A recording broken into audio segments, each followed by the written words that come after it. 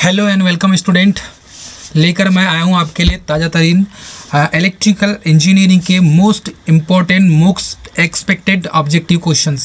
तो दोस्तों आपका स्वागत है इस चैनल में, टांडे सर टेक्निकल चैनल में।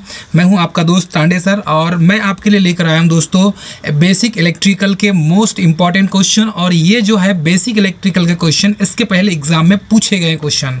तो चलिए हम स्टार्ट करेंगे, क्योंकि इसके पहले वाली जो वीडियो है दोस्तों, पहले वाली वीडियो को बहुत से स्टूडेंट ऐसे हैं जिन्होंने नहीं देखा है, तो वो चैनल में जाएंगे और इसकी पहले वाली वीडियो को देखेंगे, क्योंकि बेसिक इलेक्ट्रिकल के मोस्ट इंपॉर्टेंट एक्सपेक्टेड क्वेश्चन यहाँ से पूछे गए हैं और यही क्वेश्चन को हमने कवर करवाया दोस्तों।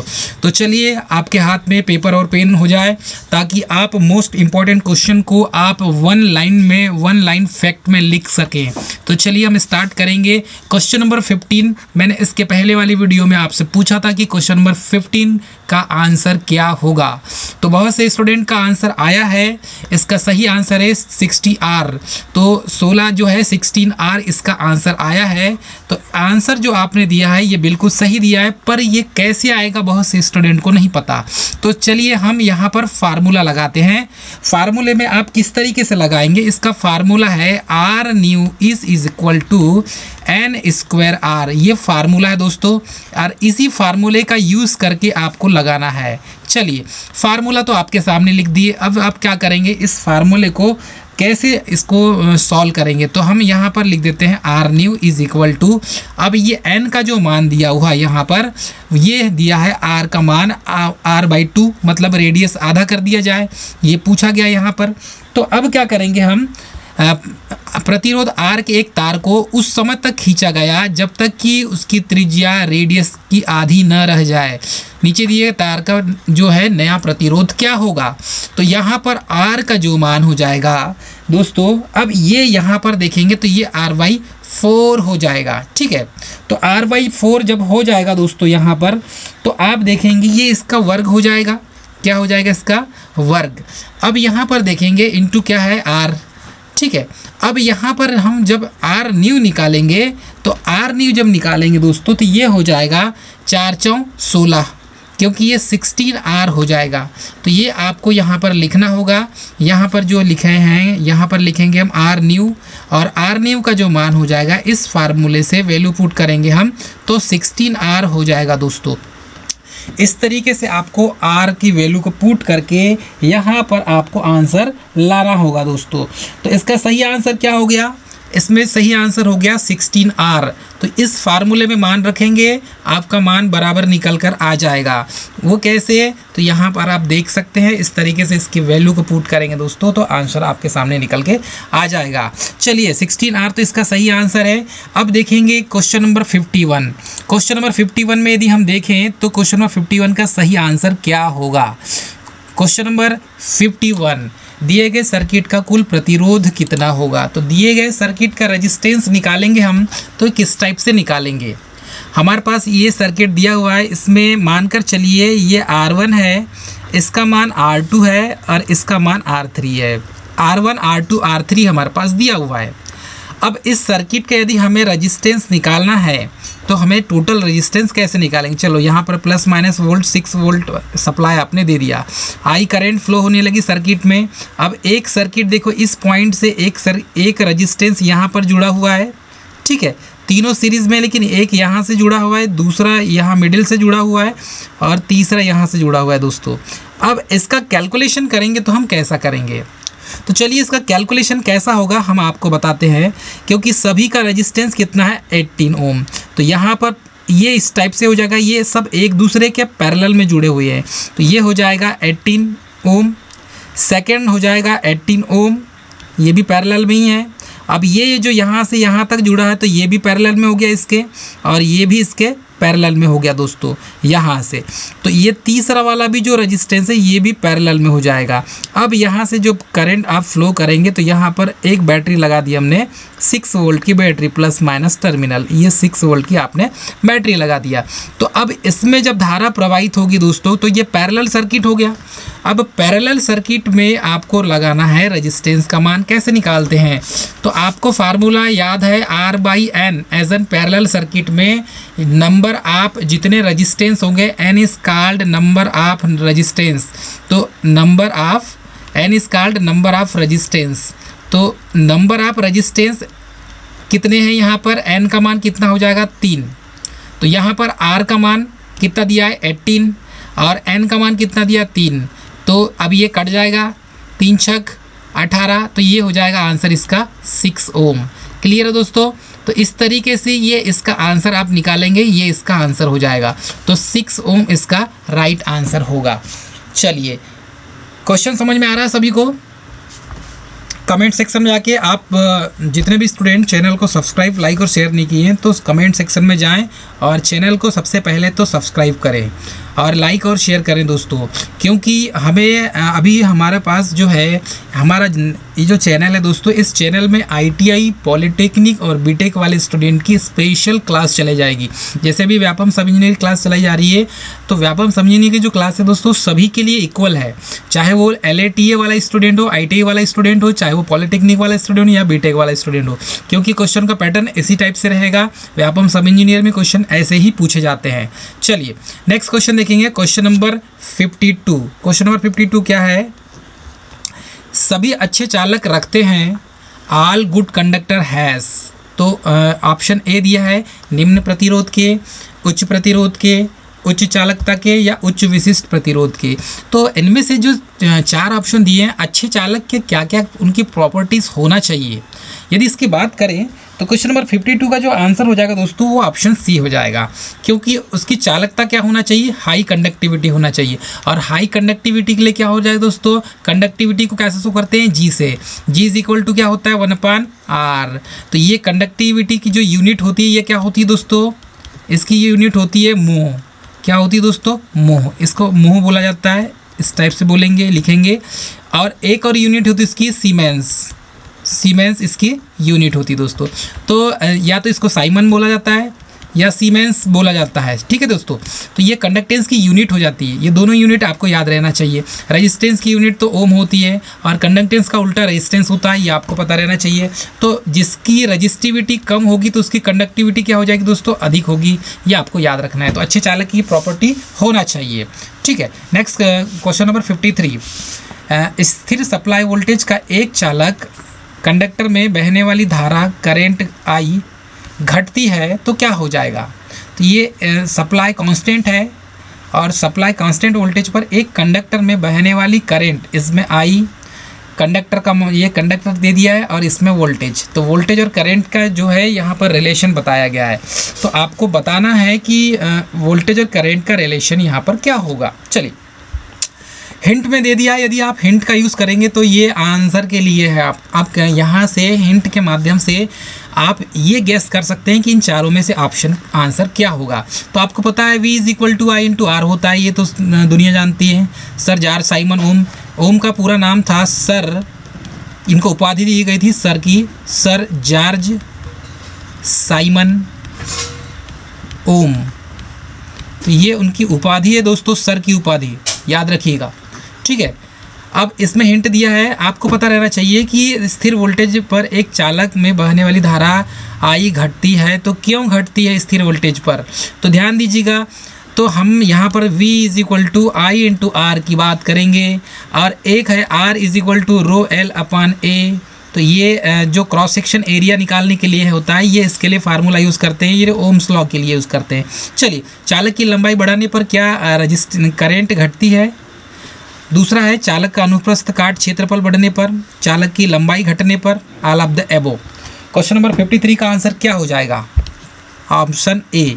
ऑप्शन ए इसका सही होगा। वो कैसे होगा? चलिए इसके कॉन्सेप्ट को हम समझते हैं। अब दोस्तों बात यहाँ पर यह आती है कि क्या सप्लाई वोल्टेज को कांस्टेंट रखा जाए? V को हमने कांस्टेंट रखा, ठीक है, और एक कंडक्टर में बहने वाली जो धारा है, मतलब I का मान, करेंट का मान, ये कम हो रहा है।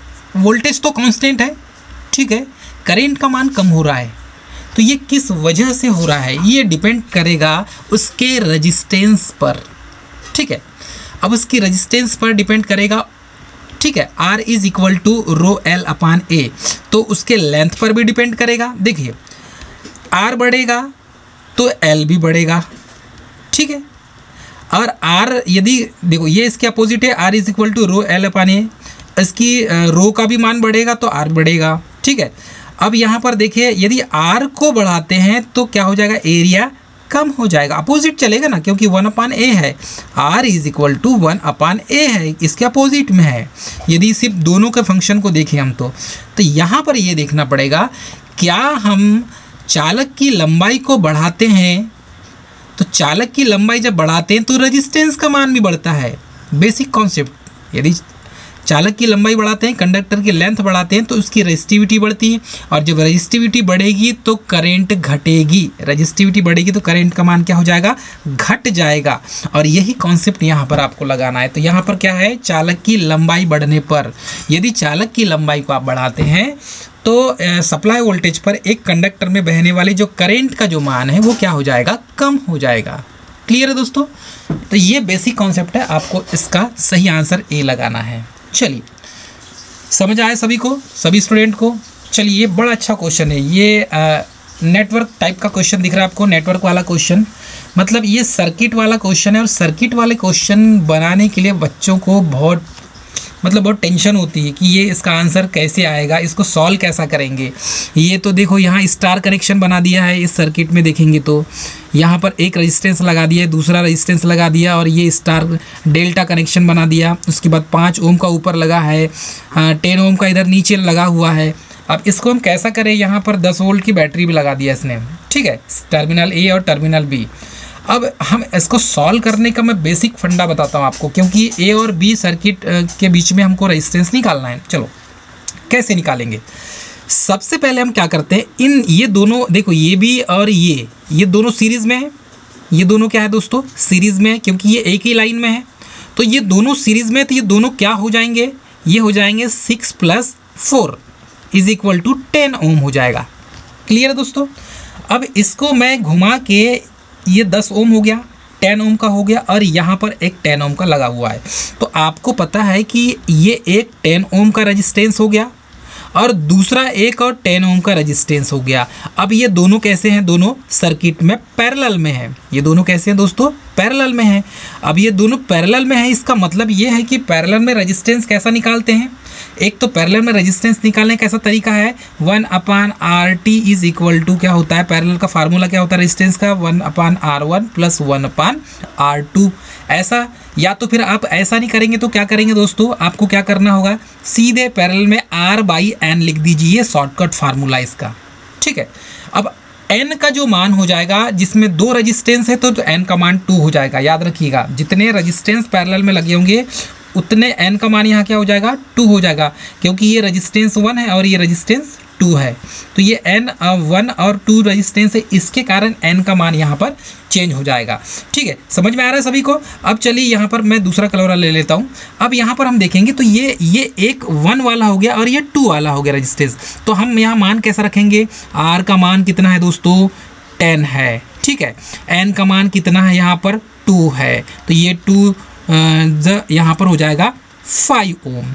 ठीक है, तो ये यहाँ से ये मानकर चलिए इसका मान और इसका मान इन दोनों पैरेलल में है, तो इसका मान कितना हो गया। अब रेजिस्टेंस कितना निकल गया, यहाँ पे 5 ओम निकल गया। रेजिस्टेंस कितना निकल गया दोस्तों, 5 ओम। मतलब इन दोनों को हमने सॉल्व किया तो इसका मान निकल के आया 5 ओम। अब इस नेटवर्क को हम यहाँ पर सॉल्व करते हैं। चलो ठीक है, अब ये दोनों हो गया।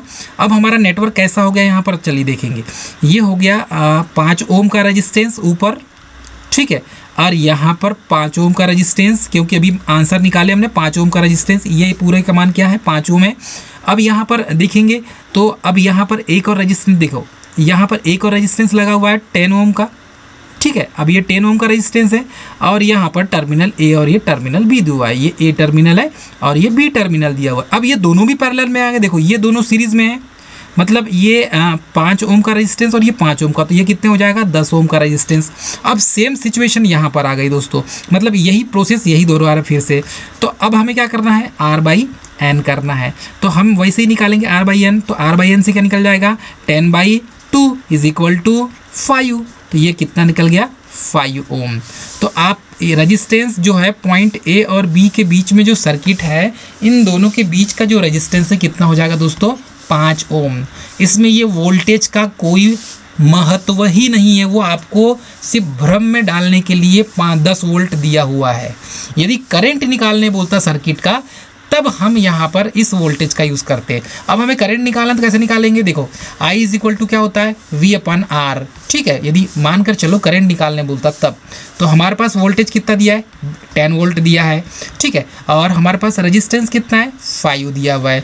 तो 5 टू द ये हो जाएगा 5 दूगा 10 वोल्ट है ना, तो कितना हो जाएगा दोस्तों, 2 एम्पियर ये करंट निकल जाती। तो I का मान कितना निकल जाता, 2 एम्पियर। ये ऐसा सर्किट सॉल्व किया जाता है। सभी स्टूडेंट को समझ में आया? जिसको समझ में नहीं आया वो कमेंट करे। ठीक है दोस्तों, लेकिन मैं उम्मीद करता हूँ सभी को समझ में आ गया होगा। चलिए नेक्स्ट क्वेश्चन देखते हैं। बहुत अच्छा क्वेश्चन है, ऐसे क्वेश्चन ही एग्जाम में पूछे जाते हैं और यही क्वेश्चन मोस्ट इंपॉर्टेंट क्वेश्चन होते हैं और यही हमें घुमा देते हैं। The equivalent resistance of the circuit so is, मतलब कि यहाँ पर हमें ये बताना है कि ये इक्विवेलेंट रेजिस्टेंस को कैसे सॉल्व किया जाता है। ठीक है, अब देखिए यहाँ पर ये 2 ओम है, ये 4 ओम है, वही प्रोसेस यूज़ करेंगे तो ये हो जाएगा 4 और 2 6 ओम। क्लियर है दोस्तों, ये 6 ओम हो गया। अब यहाँ पर क्या करेंगे हम, ये दोनों 6 ओम हो गए और ये 12 ओम। तो यहाँ पर क्या करेंगे दोस्तों हम, ये हो जाएगा 1/12 + 1/6। कैलकुलेशन करेंगे तो ये कितना हो जाएगा, कैलकुलेशन करेंगे दोस्तों तो ये एलसीएम लेंगे, तो यहाँ पर एलसीएम लेते आप सभी को आता है। ठीक है, तो ये हो जाएगा 6 + 12। ठीक है, 6 + 12 मतलब कि 12 + 6 करो तो ये कितना हो जाएगा, 18 हो जाएगा। ठीक है, अब ये इसका मान यहाँ से यहाँ तक का मान, मतलब कि इतने सर्किट का मान यहाँ से लेकर यहाँ तक के ये रेजिस्टेंस का मान कितना आ गया आपके पास, 18 ओम आ गया। क्लियर है, इतना समझ में आया सभी को? अब हम यहाँ पर क्या करेंगे, अब जब इसको जोड़ेंगे यहाँ पर तो ये कितना हो जाएगा, कैलकुलेशन करेंगे तो देखो ये 18 ओम हो गया और इसके साथ में अब ये 2 ओम सीरीज़ में जुड़ गया है। क्लियर दोस्तों, ये कितने में, सीरीज़ में जुड़ गया है। अब ये सीरीज़ में जुड़ गया तो कैसा करेंगे दोस्तों हम, अब इसको 2 ओम को भी यहाँ पर जोड़ लेंगे तो 18 2 कितना हो जाएगा, ये 2 ओम हो गया तो ये हो जाएगा 20 ओम। क्लियर है दोस्तों, अब ये 20 ओम हो जाएगा। अब यहाँ पर कैलकुलेशन करेंगे तो क्वेश्चन नंबर 55 का आंसर कितना निकलता है मालूम है आपको, बी निकलता है, मतलब 4 ओम निकलता है। और ये 4 ओम निकलेगा यहाँ पर, कैसे निकलेगा हम आपको बताएंगे। चलिए, ये 20 ओम हो गया। अब ये यहाँ से यहाँ तक का जो मान है ये 20 ओम हो गया दोस्तों। अब ये जो सर्किट है ये 20 ओम का हो गया। अब मानकर चलो यहाँ पर ऐसा बना दूँ मैं, ये पूरा मान कितना हो गया, 20 ओम। चलिए इसे मिटा देता हूँ मैं, ये इसे मिटा देता हूँ। ठीक है, तो ये हो गया 20 ओम। ठीक, अब हमारे पास क्या बन गया, ये 20 ओम और ये 6 ओम, ये दोनों क्या हो जाएगा आपस में पैरेलल में। तो यही वही करेंगे 1/20 + 1/6। ठीक है, कैलकुलेशन करेंगे। चलो अब आपको कैलकुलेशन करते ना तो कैसा करेंगे, 20 और 6 का एलसीएम लेंगे, इस टाइप से निकालेंगे। आईटीआई वाले स्टूडेंट, पॉलिटेक्निक वाले स्टूडेंट, बहुत से स्टूडेंट ऐसे हैं जिनको नहीं आता, तो ये हो जाएगा 2 दाहम 20 और ये 2 तिया 6 हो जाएगा। ठीक है, फिर 2 से दे दो, 2 पंचे 10 और ये 3। अब नहीं जाएगा तो 5 तिया 15 और 15 दूआ 30, 30 दूआ 60, तो यहाँ पर 60 हो जाएगा। ठीक है, तो 20 तिया कितना हो जाएगा, 60 हो जाएगा और 6 दाहम 60 हो जाएगा दोस्तों। तो ये हो जाएगा 13/60। ठीक, अब यहाँ पर क्या है, 1/r है, तो इसका कैलकुलेशन करेंगे तो r = हो जाएगा, ये अपोजिट पलट जाएगा, 60/13 हो जाएगा। तो अब यहाँ तक जो मान निकल के आ गया दोस्तों इन दोनों का, ये कितना निकल गया, ये हो जाएगा 20 और ये हो गया, ये 60 बाई कितना हो गया दोस्तों, 60/30। तो 60/30 यहाँ तक मान निकल के आ गया, 60/30 13। ठीक, इतना समझ में आया सभी को? समझना होगा दोस्तों, क्योंकि ये नेटवर्क है और ये जो सर्किट है, सर्किट सॉल्व करना इतना आसान नहीं है।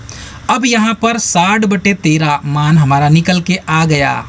ठीक है, अब ये यहाँ पर देखेंगे तो एक और रेजिस्टेंस यहाँ 6 ओम का लगा हुआ था, हमें तो क्या करना था, यहाँ पर 1 और 6 को जोड़ देना था। ज़्यादा अच्छा हो जाता, एक और 10 को जोड़ देना था यहाँ पर। ठीक है दोस्तों, एलसीएम तो 60 ही आता, प्लस अब यहाँ पर कितना हो जाएगा, तो 10 20 और ये हो जाएगा 23, तो ये हो जाएगा 23। ठीक है, 20 और ये 3 23 हो जाएगा। तो यहाँ पर अब लिखेंगे 23, तो यहाँ पर कितना आ जाएगा, ये 13 की जगह 23 आ जाएगा। चलो, एक ये भी रेजिस्टेंस सॉल्व हो गया। अब आपके पास क्या बचा, ये भी बचा है, एक और बचा है आपके पास। ठीक है, तो इतना सॉल्व कर लिए। अब हम कर लेते हैं यहाँ पे कि अब ये जो 6 ओम का रेजिस्टेंस है, चलिए इसको भी सॉल्व कर लेते हैं और फिर इसको भी सॉल्व कर लेते हैं, क्योंकि इस पॉइंट में तो पूरे बचे हुए हैं। तो 1/2 प्लस 1/6 प्लस, ठीक है, हमारे पास कितना है 60/23। अब एलसीएम ले लेंगे हम यहाँ पर, तो ये इसको निकल के देखेंगे तो यहाँ पर कैलकुलेशन करने पर दोस्तों हमें कितना मान मिलेगा, ये आप कैलकुलेशन करेंगे। ठीक है, अब मानकर चलिए 23, तो ये जैसा कि वैसा हो जाएगा, 23 तो कटेगा नहीं। ठीक है, अब ये हो जाएगा आपका 2 और 6, एलसीएम लेंगे, ये हो जाएगा 2 3 6, तो 3 2 6। ठीक है, अब ये जो 6 है, 6 × 23 कैलकुलेशन करेंगे, जितना मान निकल के आएगा उसमें हम क्या करेंगे, इस 3 को सीरीज़ में जोड़ देंगे। और जब 3 को सीरीज़ में जोड़ देंगे दोस्तों, तो कैलकुलेशन करेंगे तो हमारे पास आ जाएगा, क्योंकि सर्किट जो कैलकुलेशन है थोड़ा सा लॉन्ग हो सकता है, इसीलिए दोस्तों इसका जब कैलकुलेशन करोगे तो 4 ओम निकल के आएगा यहाँ पे। ठीक है, चलिए नेक्स्ट क्वेश्चन देखते हैं। इस तरीके से आपको निकालना है दोस्तों, इस तरीके से इसका मान आपको निकालना है। ठीक है, चलिए अब यहाँ पर देखेंगे द रेजिस्टेंस बिटवीन, इस क्वेश्चन में थोड़ा सा दोस्तों ये वाला जो क्वेश्चन है, क्वेश्चन नंबर 56, इसको सॉल्व करने में इस क्वेश्चन में थोड़ा सा कहीं ना कहीं करेक्शन करना होगा, तब इस क्वेश्चन का आंसर आएगा। तो इसे हम बाद में करेंगे दोस्तों। ठीक है, क्वेश्चन नंबर 57, क्वेश्चन नंबर 57 को देखेंगे 58। In the given figure resistance between point A and B will be if R is equal to 1 ohm. तो हमारे पास तो इस टाइप से सर्किट दिया हुआ है दोस्तों। अब हमें क्या करना है, इसमें रेजिस्टेंस निकालना है ए और बी के बीच का। तो यहाँ पर देखेंगे आप, तो आपको दिख रहा होगा कि एक रेजिस्टेंस, देखो यहाँ से ये R रेजिस्टेंस है, यहाँ पर भी R रेजिस्टेंस है, यहाँ पर भी R रेजिस्टेंस है, और यहाँ पर भी R है, यहाँ पर भी R है। तो आपको देखने में ऐसा समझ में आ रहा होगा कि ये जो रेजिस्टेंस है ये गैल्वेनोमीटर टाइप का दिख रहा है। गैल्वेनोमीटर जहाँ लगा होता है, देखे होंगे आपने, गैल्वेनोमीटर जिसमें लगा होता है तो उसे क्या कहते हैं, मैक्सवेल ब्रिज। तो ये कहलाएगा ब्रिज सर्किट। अब ये जो ब्रिज सर्किट है, ब्रिज सर्किट में किस टाइप का बना होता है, इस टाइप से बना होता है ब्रिज सर्किट में। यहाँ पर गैल्वेनोमीटर होता है, ठीक है, यहाँ पर एक रेजिस्टेंस होगा, यहाँ पर दूसरा रेजिस्टेंस, यहाँ पर तीसरा और यहाँ पर चौथा, और इस टाइप से यहाँ पर हम क्या करते हैं, मान रखते हैं। इसका मान यहाँ आर है, यहाँ पर भी आर है, यहाँ पर भी आर है, यहाँ पर भी आर दिया हुआ है, और बीच में भी यहाँ पर इसका मान आर दिया हुआ है। ठीक है, और यहाँ पर ऐसा एक और मान दिया है आर। तो आपको पता है इन बैलेंसिंग कंडीशन में, बैलेंसिंग कंडीशन में IG का जो मान होता है, गैल्वेनोमीटर में जो करंट फ्लो होती है वो 0 होती है। तो ये जो रेजिस्टेंस का मान क्या हो जाएगा, टोटल 0 हो जाएगा। ठीक है, अब आपको क्या करना होगा, देखो IG का मान यहाँ पर क्या होता है, 0 होता है। तो अब यहाँ पर देखेंगे तो ये 0 होता है, तो आपको समझ में आ रहा होगा यहाँ पर भी जो है गैल्वेनोमीटर मान का 0 हो जाएगा। तो ये दोनों क्या हो जाएंगे, ये दोनों सीरीज़ में हो जाएंगे। देखिए ये R और ये R, ये दोनों कैसे हो जाएंगे, सीरीज़ में हो जाएंगे। तो इनका मान कितना है, R। ठीक है, और ये दोनों सीरीज़ में हो जाएंगे, ये R और ये R दोनों कैसे हो जाएंगे, सीरीज़ में। तो अब ये 2R और ये भी हो जाएगा 2R, क्लियर है। और ये दोनों कैसे हैं, पैरेलल में है, मतलब इस टाइप से बन गए 2R, और ये भी इस टाइप से बन गया, ठीक है, 2R। तो एक पॉइंट ये निकल गया, दूसरा पॉइंट ये निकल गया, तो ये भी 2R हो गया। अब हम इसका कैलकुलेशन करेंगे तो क्या निकालेंगे, R/N। तो R का मान कितना है, 2R, और यहाँ पर N का मान कितना है, 2। तो 2 से 2 क्या हो जाएगा, कैंसिल हो जाएगा। तो हमारे पास मान कितना निकलेगा दोस्तों, हमारे पास मान निकलेगा R। तो हमारे पास R इसका मान निकलेगा। अब हम कैलकुलेशन करेंगे तो यहाँ पर देखेंगे कि R जो 2 है, ठीक है। चलिए इसको समझते हैं, इसको यहाँ से थोड़ा सा इरेज कर देते हैं ताकि आपके समझ में आ जाए। अब R/2 का जो मान है, देखो ये कैसे हो जाएगा, R को हम यहाँ पर कांस्टेंट मान लेते हैं, ये जैसा निकाले वैसा ही निकालना है। R/2 इसमें जो R है, ये जो है इसका मान ये कांस्टेंट है, तो ये कैसा हो गया 1/2 हो गया। क्लियर है दोस्तों, सभी को समझ में आ रहा है। अब ये R को हमने हटा दिए तो ये 1/2 हो गया, मतलब ये R इंटू कैसा है 1/2 है। अब यहाँ पर कैलकुलेशन करेंगे तो ये जो R का जो मान है, मतलब ये 1/2 का मान है, ये कितना निकलेगा 0.5। कितना निकलेगा 0.5। तो 0.5 कैसे निकलेगा, ये ऑप्शन 20 का सही होगा। चलिए नेक्स्ट क्वेश्चन देखेंगे। किसी सर्किट में, क्वेश्चन नंबर 59, किसी सर्किट में वोल्टेज आधा कर दिया जाए एवं रेजिस्टेंस 2 गुना कर दिया जाए तो करंट पहले की तुलना में कितना हो जाएगा। तो हमें ये बताना है कि पहले की तुलना में जो करंट का मान कितना हो जाएगा। देखिए यहाँ पर V को क्या कर दिए हमने, आधा कर दिए, V/R कर दिए, और R को कर दिया गया 2R। तो अब V को हमने V/R कर दिए, मतलब आधा कर दिए, V/2 कर दिए, ठीक है। V को हमने क्या किए, V/2 कर दिए। तो V को जब V/2 मतलब कि आधा कर दिए, वोल्टेज को आधा और करंट को 2 गुना, करंट को 2 गुना। जब ऐसा कर देंगे तो क्या होगा दोस्तों कि आपको इसमें according to I is equal to V, ठीक है, V/R। तो यहाँ पर I इज इक्वल टू, अब यहाँ क्या बोला है कि करंट पहले की तुलना में कितनी हो जाएगी। तो स्वाभाविक सी बात है दोस्तों, यदि हम यहाँ पर देखें तो I is equal to V/R होता है। तो I इज इक्वल टू जब V/R होता है तो हमें क्या करना है, V का मान यहाँ पर हम यदि V/2 कर दें और R का मान 2R कर दें तो ये जो 2 है उठ के यहाँ चले जाएगा। तो ये हो जाएगा, ये 2 उठ के कहाँ चले जाएगा दोस्तों, यहाँ चले जाएगा। तो अब क्या हो जाएगा हमारे पास, देखिए अब क्या हो जाएगा हमारे पास, ये R/4 हो जाएगा, क्योंकि ये 2 × 2 हो जाएगा। ये जो है 2 × 2, ये 2 × 2 हो जाएगा, ये हो जाएगा 4। तो ये हो जाएगा आपका मान R/4, ठीक है। तो कितना हो गया, मतलब कि R तो अचर राशि है, तो 1/4 हो गया ना दोस्तों। तो 1/4 को 1/4 इस टाइप से कहा जाता है। इसका सही आंसर क्या हो जाएगा, ऑप्शन सी। तो क्वेश्चन नंबर 59 का आंसर क्या हो गया, सी। तो ये 1/4 हो जाएगा, याद रखिएगा। यदि वोल्टेज को आधा करते हैं और रेजिस्टेंस को 2 गुना कर देते हैं तो करंट जो है ये करंट 1/4 हो जाएगी, ठीक। समझ में आ रहा है सभी को। चलिए नेक्स्ट क्वेश्चन देखेंगे। क्वेश्चन नंबर 60, यदि किसी कंडक्टर में I एम्पियर का करंट t सेकेंड में I एम्पियर की करंट किसी कंडक्टर में फ्लो होती है तो यदि कंडक्टर का रेजिस्टेंस R ओम हो तो उत्पन्न ऊष्मा कितनी होगी। मतलब हीट की बात की जा रही दोस्तों, हीट का मान कितना होगा, उत्पन्न ऊष्मा कितनी होगी। अब लगा लीजिए, 4 ऑप्शन दिया है, I²RT, IRT, IR²T, IRT²। यदि किसी को पता हो तो कमेंट करें, पहली बात तो। और ये सिंपल फिजिक्स के क्वेश्चन हैं, 12th के यदि आप स्टूडेंट होंगे, मैथ्स के, साइंस के, तो 12th में ये सब जो है क्वेश्चन डले हुए हैं, क्वेश्चन दिए हुए हैं, ये सिलेबस में भी है। तो यदि ऐसे कोई स्टूडेंट जो 12th मैथमेटिक्स वाले हैं, साइंस ग्रुप वाले हैं, तो इसका आंसर आराम से लगा सकते हैं। चलिए, बहुत सिंपल क्वेश्चन है, इसमें कोई रॉकेट साइंस वाली बात है ही नहीं है।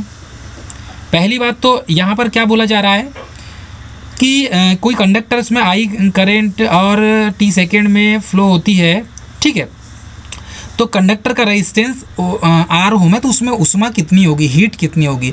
क्योंकि आपको मालूम है प्रत्येक कंडक्टर का अपने स्वयं का इंटरनल रेजिस्टेंस होता है।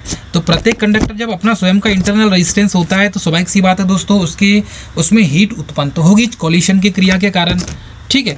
अब यहाँ पर हम देखें इन चीज़ों को तो पहले समझते हैं पहले कि इसका बेसिक कॉन्सेप्ट क्या है, ठीक है, क्वेश्चन नंबर 60 का मैं आपको आंसर बता दूं, आई स्क्वायर आर टी होता है।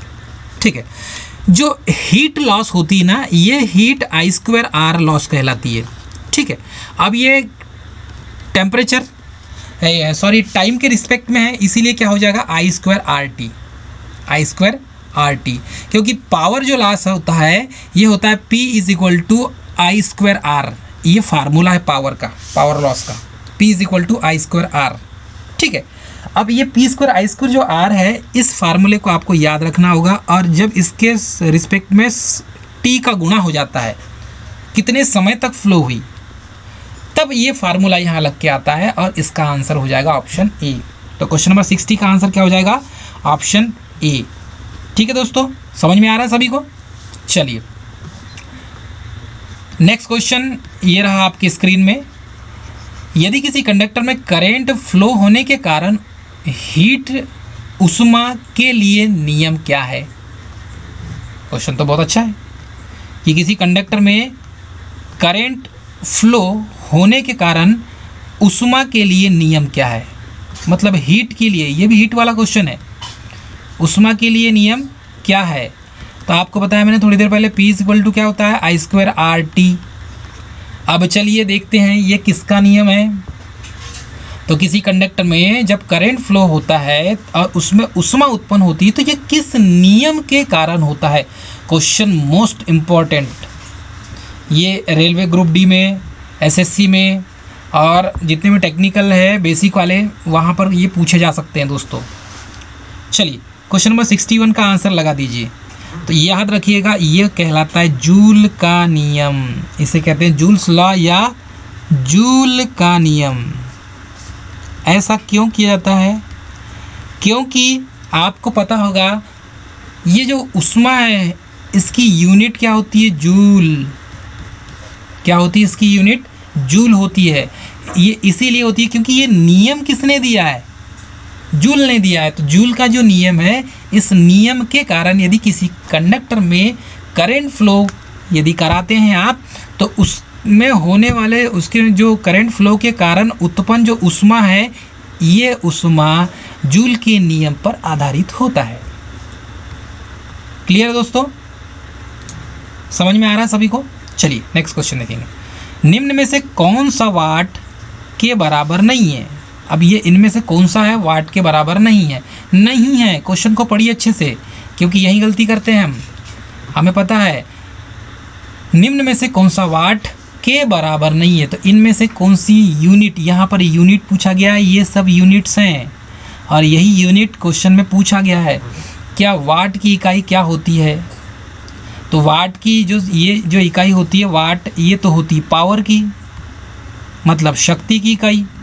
अब ये शक्ति की इकाई तो होती है मेरे प्रियो, लेकिन हम पता कैसे करेंगे कि इसकी एक और इकाई होती है? तो इसकी एक और यूनिट होती है, वो क्या होती है? चलिए, हमें तो वाट तो पता है पावर की यूनिट होती है, लेकिन यदि एम्पियर पर second, ampere volt, ampere square ohm, ampere पर वोल्ट, जूल पर सेकेंड ये दे दे, तब हम क्या लगाएंगे? तो क्वेश्चन नंबर 62 का जो आंसर है दोस्तों, 62 का आंसर क्या लगाएंगे हम? Option C, option C. अब नहीं है बोला है, तो ये हो जाएगा एम्पियर्स इंटू वोल्ट, मतलब कि आई इंटू वी या वी इंटू आई, ये वही है ना दोस्तों। तो क्या P is equal to V into I होता है? होता है, तो ये इसके बराबर नहीं है बोला है। एम्पियर स्क्वायर ओम, तो ये होता है आई स्क्वायर आर, ये भी होता है। एम्पियर पर वोल्ट, तो एम्पियर पर वोल्ट तो नहीं होता दोस्तों, जूल पर सेकंड होता है। एम्पियर्स वोल्ट, ये भी होता है। P is equal to V into I square R, ठीक है। ये आर क्या इकाई ओम की है, और ये करंट, तो एम्पियर स्क्वायर इंटू ओम होता है, आप सभी को पता है, क्योंकि आपको मालूम है P is equal to V into I, पहला formula. P is equal to V square upon R, दूसरा formula. P is equal to I square R, ये तीसरा फार्मूला है। ये तीन फार्मूले हैं। अब ये तीन फार्मूले में आप देख लीजिए, तो यहाँ पर एम्पियर पर वोल्ट जो है ये समझ में नहीं आ रहा है कहीं, दिख रहा है क्या दोस्तों? तो इसका ऑप्शन क्या हो जाएगा? सही। इनमें से बराबर नहीं है बोला है तो एम्पियर पर वोल्ट नहीं है। क्लियर है दोस्तों? कॉन्सेप्ट समझ में आ रहा है? चलिए नेक्स्ट क्वेश्चन देखेंगे। इलेक्ट्रॉन पर चार्ज होता है, क्वेश्चन नंबर 63। इलेक्ट्रॉन पर चार्ज होता है तो सभी को पता होना चाहिए, लेकिन बहुत से स्टूडेंट है, most important question, very very very very most important, very most important, ठीक है, VMIMP very most important. But ये क्वेश्चन का आंसर बहुत से स्टूडेंट को नहीं पता। तो इलेक्ट्रॉन पर जो चार्ज होता है 1.602 इंटू 10⁻⁻19 कूलाम, और यहीं कहीं पर माइक्रो कूलाम होगा तो आप समझ लेना बेटा गलत है, समझे कि नहीं? तो 63 का आंसर क्या होगा डियर? इलेक्ट्रॉन बोला है तो माइनस सामने लग जाएगा, ये माइनस लग गया, माइनस साइन लग गया दोस्तों। अब माइनस साइन लग गया, इसका मतलब ये है कि -1.62 इंटू 10⁻⁻19 कूलाम। ये आपको याद रहना चाहिए, ये आपको यदि याद है तो आप सही आंसर लगा लेंगे। चलिए इसका आंसर क्या हो जाएगा? Option A. यहाँ पर देखेंगे तो -19 कूलाम ही आता है, 1.602 इंटू 10⁻⁻19। यहाँ पर भी माइनस का चिन्ह है और ये क्या है? कूलाम, ठीक है, ये याद रखना है आपको। Question number 64। इफ़िशियंसी निम्न का अनुपात होता है, किसका अनुपात होता है? इफ़िशियंसी। तो efficiency is called, efficiency percentage is called output upon input, ये होता है इंटू 100, ये फार्मूला इसका। अब देख लीजिए आप यहाँ पर, यह आउटपुट है अपॉन इनपुट इंटू 100, कहीं दिया है input to output, output to input, losses to input, losses to output. तो ये लॉसेस वाले तो होंगे नहीं, लॉसेस वाले नहीं होंगे। Input into out, input to output लिखा है, ये भी गलत हो जाएगा। तो सही क्या होगा? आउटपुट टू इनपुट, मतलब output upon input is into 100, ये इसका फार्मूला है, ठीक है। तो सही आंसर क्या हो जाएगा इसका? Option B. नेक्स्ट क्वेश्चन है, इलेक्ट्रिकल हीटर का एलिमेंट बना होता है, इलेक्ट्रिकल हीटर का, तो आपको मालूम है बल्ब का फिलामेंट काहे का बना होता है? बल्ब का, बल्ब का तो सर जी याद आ रहा है, टंगस्टन का। वेरी गुड, सबको याद आ गया, टन टनाटन संग, ठीक है, टंगस्टन का याद आ गया। अब आपको बताना है कि हीटर का फिलामेंट, हीटर का फिलामेंट काय का बना होता है? तो ये बना होता है नाइक्रोम, और नाइक्रोम में क्या क्या होता है दोस्तों? ऑप्शन सी इसका सही होगा, ठीक है, निकिल प्लस क्रोमियम, ठीक है, निकिल प्लस क्रोमियम। तो ये क्वेश्चन नंबर 65 का आंसर नाइक्रोम। क्वेश्चन नंबर चलिए 66 देखते हैं, बहुत अच्छा question, most important question, note कर लीजिए। जितने स्टूडेंट इस वीडियो को देख रहे हैं, मैं सभी स्टूडेंट जो लाइव है उनको, उनसे बोलना चाहूँगा कि आप क्या करें, जिस क्वेश्चन का आंसर आपको नहीं पता उसे 1 लाइन फैक्ट में लिख लीजिए, ताकि वो आपके जहन में रहे। इतने इजी और इतने अच्छे क्वेश्चन हैं कि ये कहीं ना कहीं एग्जाम में रिपीट होते ही हैं और मोस्ट इम्पॉर्टेंट क्वेश्चन है। चलिए क्वेश्चन नंबर 66, क्वेश्चन नंबर 66 में देखेंगे, जब किसी हीटर का कुछ रेजिस्टेंस एलिमेंट फ्यूज हो जाता है तो उसे हटाकर एलिमेंट को पुनः फिर से जोड़ दिया जाता है एवं सप्लाई एक समान है, तो हीटर के द्वारा लिया गया पावर क्या होगा? अब मानकर चलिए ये हीटर की कॉइल है, ठीक है, अब यहाँ से ब्रेक हो गई, ठीक है, यहाँ से क्या हो गई? ब्रेक हो गई, इतना भाग यहाँ पर ब्रेक हो गया, ये टूट गया। तो मैंने क्या किया, इसको यहाँ से रिमूव कर दिया और यहाँ से रिमूव कर दिया। चल मैं इसको रिमूव कर दूँ, यहाँ से मैं इसको रिमूव कर देता हूँ, अरे पूरा ही चले गया ये तो। चलिए फिर से बना लेते हैं, कोई दिक्कत नहीं, ये बना ली हमने, ठीक है, यहाँ से रिमूव कर दिए हमने और ये इसको वायर को पूरा जोड़ दिए, कनेक्शन कर दिए हमने।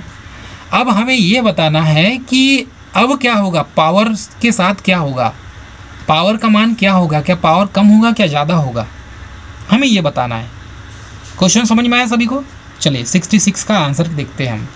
66 का जो आंसर है वो ऑप्शन, 3 ऑप्शन में क्या होगा, ए इसका सही होगा। अब वो कैसे होगा, चलिए इसके कॉन्सेप्ट को समझते हैं हम। देखिए यहाँ तक ये जुड़ा था, ठीक है, तो यहाँ पर जब जुड़ा था तो यहाँ पर हमारे पास P का मान क्या हो रहा है, इंक्रीज हो रहा है। तो P का मान बढ़ रहा है। क्यों बढ़ रहा है? P का मान इंक्रीज हो रहा है, तो हीटर के द्वारा पावर अधिक ली जाएगी। अब क्यों ली जाएगी? क्योंकि इसकी रेजिस्टिविटी क्या हो जाएगी, अब कम हो जाएगी। रेजिस्टिविटी क्या हो जाएगी दोस्तों, इसकी कम हो जाएगी, क्योंकि एलिमेंट इतना टूट गया। तो एलिमेंट टूट गया तो इसकी रेजिस्टिविटी क्या होगा जाएगी, कम हो जाएगी। जब रेजिस्टिविटी इसकी कम हो जाएगी तो ये पावर ज़्यादा लेने लगेगी। क्लियर है दोस्तों? तो यहाँ पर आपको याद रखना होगा क्वेश्चन नंबर 66 में कि इलेक्ट्रिकल हीटर का एलिमेंट बना होता है, ये तो नाइक्रोम का बना होता है। 66 में जब किसी हीटर का कुछ रेजिस्टेंस फ्यूज़ हो जाता है, एलिमेंट फ्यूज़ हो जाता है, तो उसे हटाकर एलिमेंट को पुनः फिर से जोड़ देने पर क्या होता है, सप्लाई एक समान ही है, परंतु हीटर के द्वारा लिया गया जो पावर है वो इंक्रीज़ हो जाता है, पी का मान बढ़ जाएगा। चलिए समझ में आया सभी को? क्वेश्चन नंबर 66 देखते हैं। एक रूम हीटर के साथ एक 100 वाट का बल्ब जुड़ा हुआ है। बड़ा अच्छा क्वेश्चन, क्योंकि अब यहाँ पर रूम हीटर आ गया है। और रूम हीटर की बात करें, अब रूम हीटर जिस सर्किट से जुड़ा हुआ है वहीं पर एक लैंप को जोड़ दिया हमने। अब एक लैंप को जोड़ दिया हमने, तो एक रूम हीटर के साथ एक 100 वाट का बल्ब जुड़ा हुआ है। यदि इसे हटाकर 40 वाट का बल्ब जोड़ दिया जाए, मानकर चलिए ये ज्वाइन कर दिया हमने, यहाँ पर एक 40 वाट का ये 100 वाट का बल्ब है। चलो मानकर चलो ये पहले 100 वाट का था। अब इसको हटा के हमने क्या किए, एक 40 वाट का लगा दिए। ठीक है, अब यहाँ पर ये हीटर की कॉइल है दोस्तों, ये इसके टर्मिनल होगा एक और एक टर्मिनल दूसरा हो गया। ठीक, अब ये 100 वाट का बल्ब था, अब यहाँ पर 40 वाट का लगा दिया हमने, तो 100 वाट का बल्ब जुड़ा था। अब हम क्या करेंगे, उसकी जगह 40 वाट का बल्ब लगा देंगे हीटर के, वो भी सीरीज में जुड़ा हुआ है। तो ये हीटर का जो आउटपुट है, हीटर का जो आउटपुट है उस पर क्या इफेक्ट पड़ेगा। चलिए, बहुत अच्छा क्वेश्चन है और कॉन्सेप्ट बेस्ड क्वेश्चन है। इसमें 67 का जो आंसर होता है मैं आपको बता देता हूँ, क्योंकि बहुत से बच्चे बेसब्री से इंतज़ार करके पहले आंसर पता रहना चाहिए बोलते हैं। तो ये इसका आंसर हो जाएगा डिक्रीज़ होगा, इसका आउटपुट क्या हो जाएगा, कम हो जाएगा। क्यों होगा? आपको पता है 100 वाट का जो बल्ब है, ये जो 100 वाट का बल्ब है, ये 100 वाट के बल्ब में देखेंगे तो इसका प्रकाश आपको तेज मिलेगा। जब इसका प्रकाश तेज मिल रहा है मतलब इसकी रेजिस्टिविटी क्या हो रही, कम हो रही है। और 40 वाट का जो बल्ब है यहाँ पर देखेंगे, ठीक है दोस्तों, तो 40 वाट का बल्ब जब किसी एक रूम हीटर के साथ जोड़ दिया जाता है तो 100 वाट के बल्ब में क्या हो रहा था, हीटर उसका आउटपुट जो है वो कैसा मिलता था, ज़्यादा मिलता था। आउटपुट क्या मिल रहा था आपको, आउटपुट ज़्यादा मिल रहा था। लेकिन जैसे ही आपने 40 वाट का बल्ब लगा दिया, उसको सीरीज़ में जोड़ दिया आपने, तो हीटर का आउटपुट घट गया, हीटर का आउटपुट घट गया। तो ऐसा क्यों हुआ? क्योंकि ये जो 40 वाट का जो बल्ब है, इसका पावर कंज्यूम कितना है, इसका पावर कंज्यूम कितना है, 40 वाट है, और उसका पावर कंज्यूम कितना है, 100 वाट है। ठीक है, कितना है, 100 वाट, 100 वाट। तो इसका पावर कंज्यूम ज़्यादा है, इसका पावर कंज्यूम कम है। तो जिसका पावर कंज्यूम कम होगा, जिसका पावर कंज्यूम कम होगा, क्योंकि सीरीज़ में जुड़ा है दोस्तों, तो ये सीरीज़ में जुड़ने के कारण ये एक प्रकार का रेजिस्टेंस ही होगा। नाइक्रोम का बना है, टंगस्टन का फिलामेंट है, तो ये एक प्रकार का रेजिस्टेंस ही होगा। और ये रेजिस्टेंस का इतने का मान यदि 40 वाट है तो इसके साथ और सर्किट में जुड़ गया कितने वाट का, नाइक्रोम। ठीक है, तो अब क्या हो जाएगा, जब 40 वाट का बल्ब जुड़ा जाता है, मतलब कि यदि 40 वाट का रेजिस्टेंस इस रूम हीटर के साथ जुड़ा होगा तो इसकी जो पावर जो होगी, इसकी आउटपुट पावर वो कम हो जाएगी। ये आपको याद रखना है। ठीक है, नेक्स्ट क्वेश्चन देखेंगे। यदि किसी इलेक्ट्रिक आयरन को दिया गया वोल्टेज आधा कर दिया जाए, मतलब V के मान को V/2 कर दिए, तो आयरन का ऊर्जा खपत एनर्जी कंजप्शन हो जाएगी। तो यदि किसी इलेक्ट्रिक आयरन को क्या कर दिए, उसके वोल्टेज को आधा कर दिया जाए, तो आयरन की ऊर्जा खपत कितनी होगी, कितनी होगी दोस्तों? चलिए कमेंट सेक्शन में कमेंट करके बताइए। तो यदि क्वेश्चन नंबर 68, यदि किसी इलेक्ट्रिक आयरन को जो सप्लाई देते हैं वोल्टेज, उस वोल्टेज को हमने आधा कर दिया, मतलब कि V का मान जो है, यदि मानकर चलो 60 हमने वोल्ट दिया था, तो V का मान कितना हो जाएगा, 30 वोल्ट हो जाएगा। ये समझ में आ गया आपको? इतना V को आधा कर दिया हमने। तो आयरन की जो ऊर्जा खपत होगी, एनर्जी कंजप्शन, ठीक है, ये जो पावर है एनर्जी कंजप्शन का, ये कितना होगा? तो 68 का आंसर है ऑप्शन सी। ये कितना हो जाएगा दोस्तों? 1/4 हो जाएगा। क्या हो जाएगा? 1/4 हो जाएगा। ये इसका आंसर है। चलिए नेक्स्ट क्वेश्चन है, 4 हीटिंग कॉइल दिए गए हैं, इन्हें किस तरह से जोड़ा जाए ताकि अधिकतम ऊष्मा प्राप्त हो? तो अधिकतम ऊष्मा प्राप्त करने के लिए हमें 4 हीटिंग कॉइल दिए हुए हैं, और इन्हें किस तरह से जोड़ा जाएगा?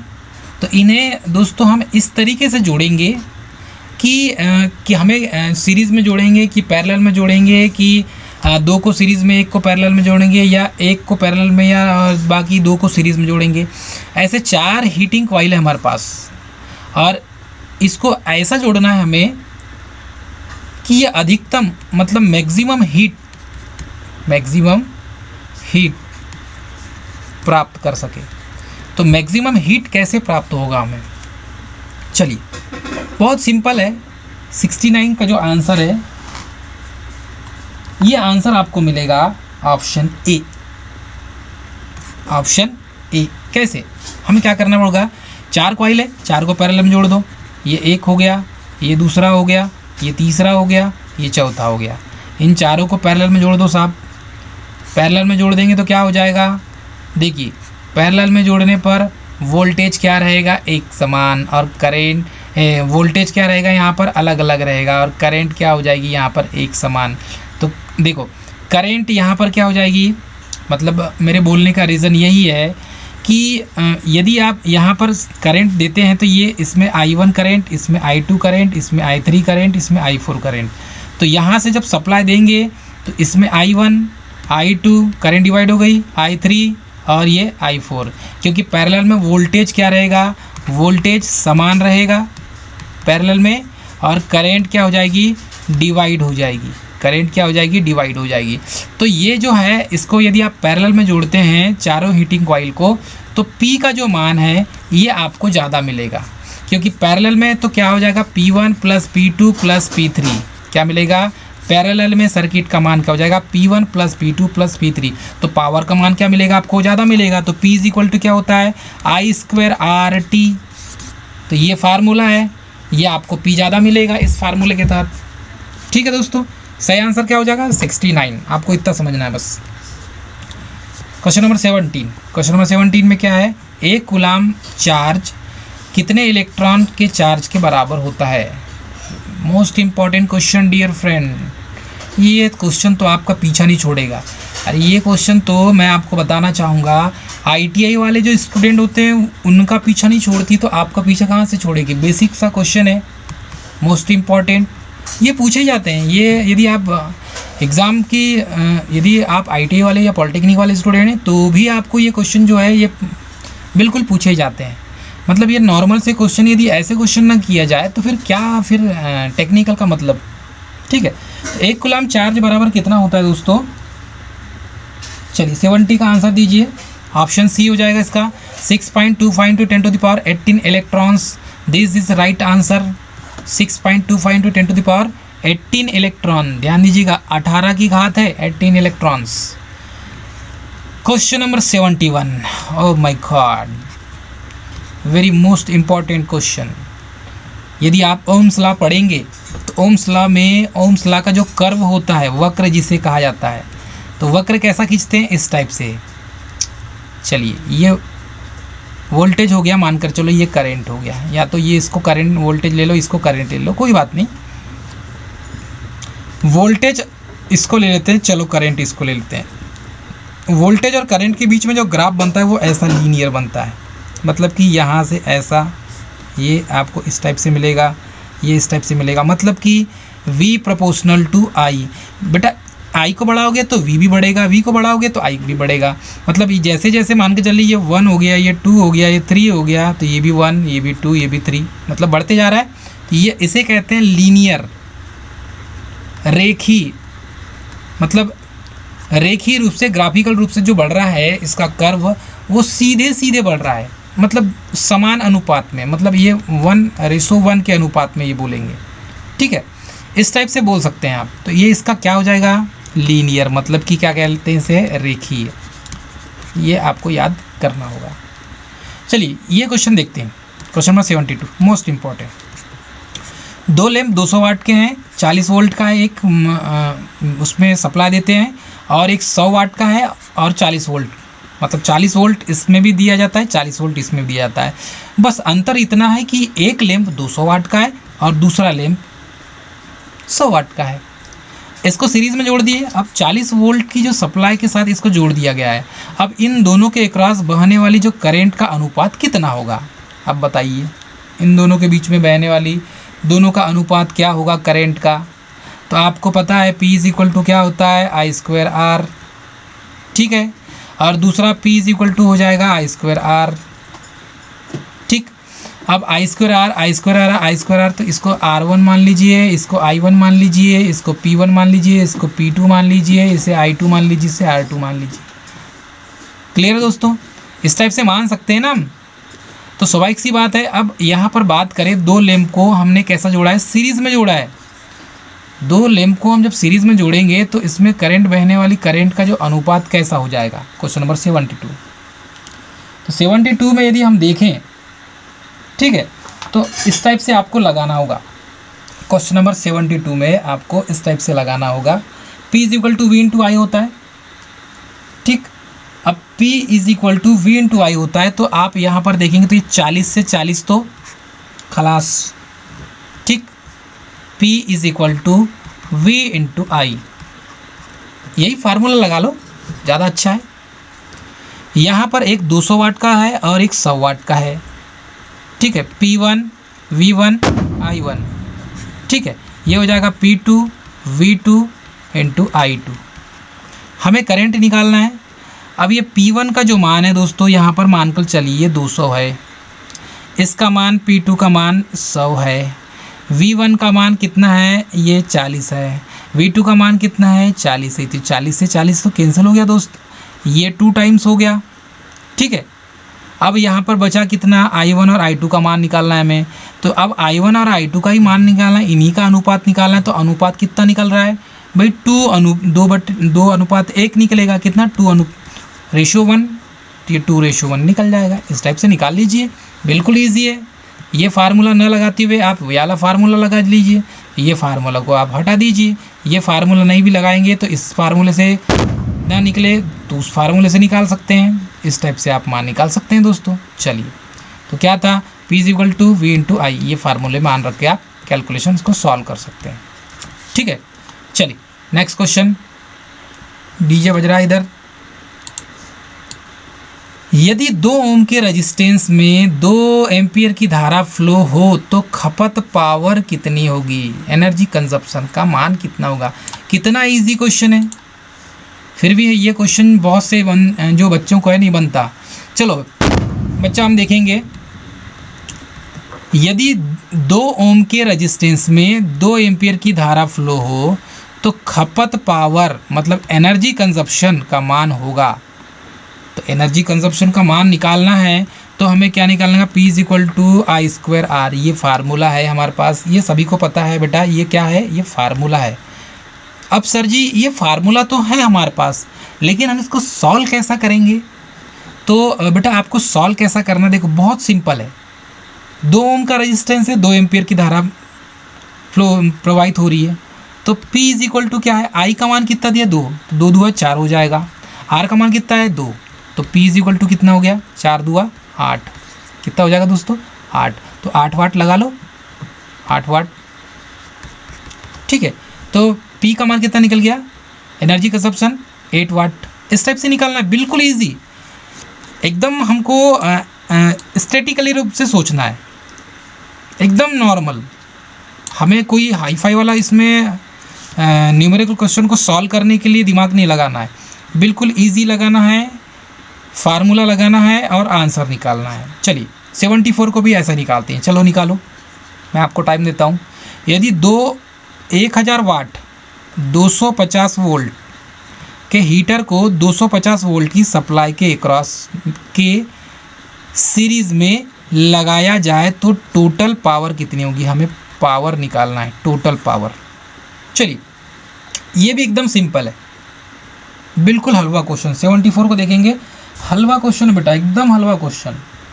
क्वेश्चन क्या दिया है यहाँ पर, 1000 वाट 250 वोल्ट का हीटर है, उसको 250 वोल्ट की सप्लाई देते हैं, हमें टोटल पावर निकालना है।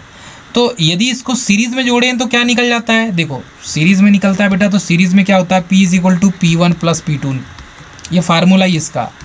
तो यहाँ पर देखेंगे तो कितना है, P1 + P2, तो ये 1000 वाट प्लस 1000 वाट। चलिए देखते हैं 74 का आंसर क्या आ रहा है। 74 का आंसर कितना आ रहा है, कैलकुलेशन करो जल्दी। 74 का आंसर आ रहा है B, कैलकुलेशन करो, B आंसर आ रहा है।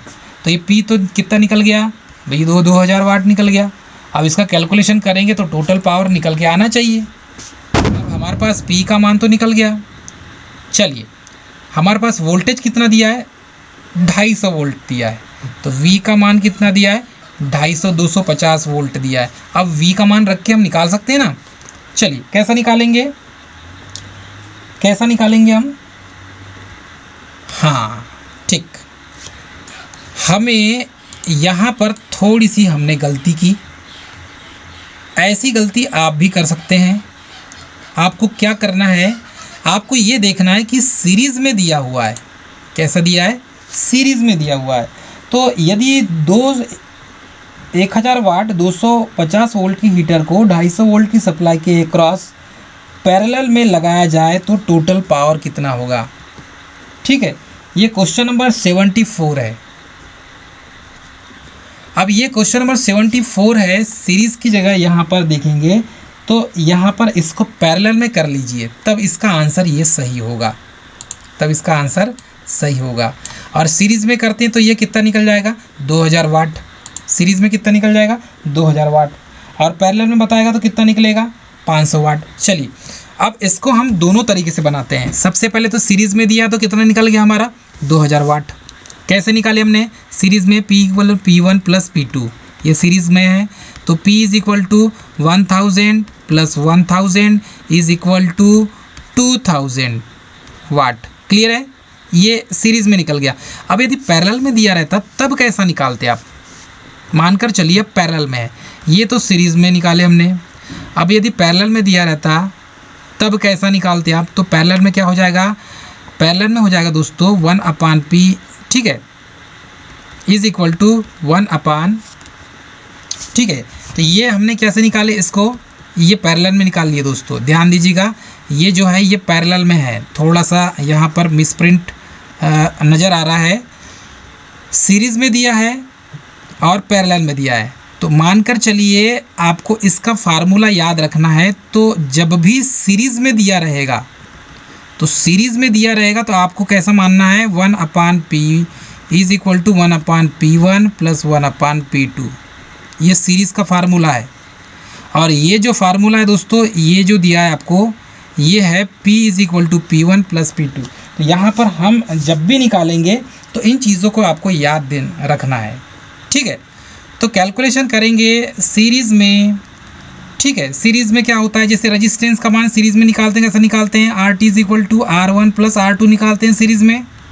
और पैरेलल में कैसा निकालते हैं दोस्तों, पैरेलल में निकालते हैं 1/R = 1/R1 + 1/R2, ये पैरेलल में होता है। लेकिन पावर अपोजिट हो जाती है, याद रखना, पावर ये जो है ये पैरेलल में है, लेकिन पावर सीरीज़ में पावर का मान इस टाइप से निकलेगा। सीरीज़ में पावर का मान कैसे निकल जाएगा, 1/P = ठीक है, दिख रहा है आपको, P1 + P2 हो जाएगा, ये सीरीज़ में ऐसा होगा। और पैरेलल में जो पावर का मान होता है ये पैरेलल में इस टाइप से हो जाएगा। पैरेलल में पावर का मान P = P1 + P2 हो जाएगा। ये आपको याद रखना है, ठीक है। कैलकुलेशन करके आप निकाल सकते हैं। तो ये पैरेलल की बात करें, सीरीज़ में आपको इस टाइप से रखना होगा, आराम से मान निकल जाता है, ठीक। चलिए क्वेश्चन नंबर नेक्स्ट क्वेश्चन देखेंगे। नेक्स्ट क्वेश्चन क्या है, चलिए इसे इरेज कर देते हैं यहाँ से। बहुत से स्टूडेंट जो है इनको डाउट होता है, लेकिन याद रखिएगा सीरीज़ और पैरेलल में पावर का जो फार्मूला है, ये फार्मूला आपको याद रखना है और यही फार्मूले के दम पे ही आप क्वेश्चन को सॉल्व कर सकते हैं, ठीक है। डाउटफुल क्वेश्चन ऐसा लगता है तो आप कमेंट करके हमें बता सकते हैं। कहीं यदि आपको डाउट हो या कहीं समझ में नहीं आया तो आप हमें आप कमेंट करके हमें बता सकते हैं, ठीक है। अगले वीडियो में हम उस क्वेश्चन को अच्छे से देखेंगे। एक समान वोल्टेज के लिए 250 मतलब 25 वाट के और 100 वाट के बल्ब के प्रतिरोध का अनुपात कितना होगा। अब यहाँ पर अनुपात पूछा गया है, तो अब देखेंगे हमारे पास P1 हिंट। अब हिंट मैं बताऊँ आपको, तो P1 = क्या होता है, देखो P1 = V²/R1 हो जाएगा। कहने का मतलब P = क्या होता है, V²/R होता है। ये फार्मूला है दोस्तों, ये मैं कहीं अलग से नहीं बता रहा हूँ आपको, ये फार्मूला है। अब इसी फार्मूले में आपको मान रखना है। जब आप इस फार्मूले में मान रख देना है तो ऑटोमेटिकली आंसर निकल के आ जाएगा। चलिए P1 और P2 यहाँ पर देखते हैं। P1 V²/R1 और P2 का हो जाएगा V²/R2। देख लीजिए ऐसा सेम दिख रहा है आपको। तो ये V² ये कैंसिल हो रहा है, मतलब कैसा हो जाएगा, P1/P2 = क्या हो जाएगा, V²R1/V²R2। ये दिख रहा है आपको। तो यहाँ पर हम यदि इसको कैंसिल कर देते हैं, V² कैंसिल हो जाए, तो यहाँ पर बचेगा क्या, R1/R2। तो ये अपान में चले जाएगा, तो ये हो जाएगा R2/R1 = P1/P2, ठीक। इस टाइप से हो जाएगा। अब आप कैलकुलेशन यदि करते हैं तो आपके पास कितना हो जाएगा, 100/25। This is called 100/25। तो ये हो जाएगा 1/4 हो जाएगा। तो अब इसको यहाँ पर आपका जो मान है ये कितना निकल के आ जाएगा दोस्तों। तो ये जो मान निकल के आएगा हमारे पास P2/P1 का मान, मतलब R1/R2 का मान है। ये R1/R2 का मान 4 कितना है, 1 है, हो जाएगा। तो कैलकुलेशन करेंगे तो हमारे पास आंसर कितना निकल के आएगा, 75 का आंसर कितना निकल के आएगा, एकदम इजी है, ऑप्शन सी 4:1। तो ये 4 यहाँ पर 1 निकल के आएगा, मतलब 4:1, 4:1, ये इसका सही आंसर होगा। चलिए नेक्स्ट क्वेश्चन देखेंगे। इसे इरेज कर देता हूं मैं यहाँ, क्योंकि यहाँ स्पेस नहीं है। Question number 76। जितने स्टूडेंट देख रहे हैं चैनल को सब्सक्राइब, लाइक और शेयर कर दें, क्योंकि आप चैनल को सब्सक्राइब, लाइक, शेयर नहीं करेंगे तो फिर हमें मोटिवेशन नहीं मिलता, ठीक है दोस्तों। चलिए इजी क्वेश्चन समझा रहा हूँ मैं आपको, बहुत इजी क्वेश्चन है। Question number 76। एक 200 वाट 100 वोल्ट लैंप को यदि 250 वोल्ट की सप्लाई देना है तो लैंप के साथ सीरीज में कितने मान का प्रतिरोध लगाना पड़ेगा। एकदम इजी क्वेश्चन है। 200 वाट, P का मान कितना है, 200 वाट, ठीक है। वोल्टेज कितना दे रहे हैं आप, 100 वोल्ट। लैंप को यदि 250 वोल्ट की सप्लाई, मतलब कि ये हो जाएगा, देखो ये V1 हो गया और ये हो जाएगा V2, यही पकड़ लीजिए क्वेश्चन को। और पावर हम कितना दे रहे हैं, मतलब कि ये हो जाएगा 100 वोल्ट है तो ये V1 हो जाएगा, ये वाट दिया है तो ये P हो जाएगा दोस्तों। थोड़ा सा ध्यान दीजिएगा है ना यहाँ पे। तो मानकर चलिए एक 200 वाट 100 वोल्ट लैंप को यदि 250 वोल्ट की सप्लाई देना है तो लैंप के साथ सीरीज में कितने मान का प्रतिरोध हमें जोड़ना होगा लैंप के साथ। चलिए इसको सॉल्व तो करते हैं। Question number 76। क्वेश्चन नंबर 76 में इसमें बहुत अच्छा दिया हुआ है। यदि इसको आप इस तरीके से बनाएंगे तो आपको और अच्छे से समझ में आएगा। सॉल्व कैसा करेंगे, चलिए क्वेश्चन नंबर 76।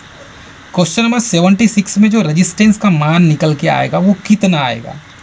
अब मैं आपको यहाँ पर समझाता हूँ। एक सर्किट मैं आपके सामने बना रहा हूँ। चलिए ये एक सर्किट हो गया, मानकर चलिए ये एक सर्किट है। इस सर्किट में एक लैंप को कनेक्ट किया गया है और ये जो लैंप है दोस्तों यहाँ पर हमने कनेक्ट कर दिया। अब यहाँ पर एक रेजिस्टेंस हमने और जोड़ दिया, दूसरा। अब इन के साथ इसका सर्किट का निर्माण इस तरीके से करेंगे। चलिए सर्किट का निर्माण कैसा करेंगे हम, यहाँ से इस टाइप से। चलिए यहाँ पर हमने क्या लगा दिए, एसी सप्लाई लगा दिए 250 वोल्ट और यहाँ से सप्लाई हमने दे दिया। चलिए यहाँ से करंट फ्लो होगी। ये जो है लैंप, ये क्या है दोस्तों, लैंप है। इसको क्या कहेंगे हम, लैंप। इस लैंप का ये 200 वाट का, लैंप की रेटिंग क्या है, 200 वाट की रेटिंग है और इसमें वोल्टेज कितना हो रहा है, 100 वोल्ट फ्लो हो रहा है। ठीक, 200 वाट का है, 100 वोल्ट फ्लो हो रहा है। सर्किट समझ में आपको। यहाँ से यहाँ तक का आप ऐसा मानकर चलिए, यहाँ से यहाँ तक का जो है ये कितने वाट का है दोस्तों, ये इसको वोल्टेज कितना दिया हमने, 100 वोल्ट दिए। ठीक, और यहाँ से यहाँ तक हमने कितना दिया, 250 वोल्ट दिया। ठीक है, अब ये यहाँ से यहाँ तक का जो है ये दिया है 150 वोल्ट। कितना दिया हमने, 150 वोल्ट। अब 150 वोल्ट यहाँ पर दे रहे हैं हम, क्योंकि टोटल कितना हो रहा है, 250 वोल्ट। भाई जब यहाँ पर 100 वोल्ट दे रहे हैं तो यहाँ पर कितना देंगे, 150 देंगे ना, क्योंकि 100 प्लस 150 कितना हो जाएगा, 250। मतलब ये मानकर चलिए आप कि इस लैंप में कितना जा रहा है, 100 वोल्ट जा रहा है। तो इस रेजिस्टेंस में कितना जाएगा, 150 वोल्ट जाएगा ना, 150 वोल्ट जाएगा। तो इसमें वोल्टेज कितना जा रहा है, 150 वोल्ट। कॉन्सेप्ट समझिए दोस्तों।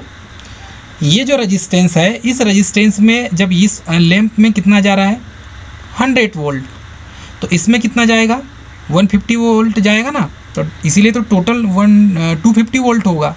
तो ये 250 वोल्ट इस टाइप से हो गया। इतना समझ में आया सभी को। चलिए अब हम यहाँ क्या करते हैं, कैलकुलेशन करते हैं। तो कैलकुलेशन करने का तरीका हमें यही पता रहना चाहिए कि हम कौन से फार्मूले का यहाँ पर यूज़ करेंगे दोस्तों। चलिए अब यहाँ पर हमने V = I × R लिया। V का मान दिया है 150, I का मान हमारे पास कितना दिया है 2 और R हमें निकालना है। तो ये कितने जाएगा, 75 टाइम्स जाएगा। कितने टाइम्स जाएगा, 150 का आधा कितना होता है, 75 होता है दोस्तों। तो 150 का आधा 75 होता है। इसको इस टाइप से लिख देते हैं, नहीं तो आप बीच में पॉइंट समझेंगे आप। ये हो गया 75। तो R का मान कितना निकल गया, 75 ओम। यही मैं आपको बताना चाह रहा था। ठीक, तो आपको मैं यही बताना चाह रहा था। तो इसका रेजिस्टेंस कितना हो जाएगा, 75 ओम हो जाएगा। इस टाइप से आपको निकालना है, बहुत ईजी है। मैंने आपको ये सर्किट बना के यहाँ पर मैंने समझा दिया। ठीक है, यहाँ कैलकुलेशन करते समय बस इस चीज़ का ध्यान देना है आपको। समझ में आया सभी को। चलिए नेक्स्ट क्वेश्चन देखेंगे। क्वेश्चन नंबर 77, इलेक्ट्रिकल एनर्जी का प्रैक्टिकल मतलब कि कॉमर्शियल यूनिट क्या है। इलेक्ट्रिकल एनर्जी का, तो आपके घर में एनर्जी मीटर लगा होगा दोस्तों।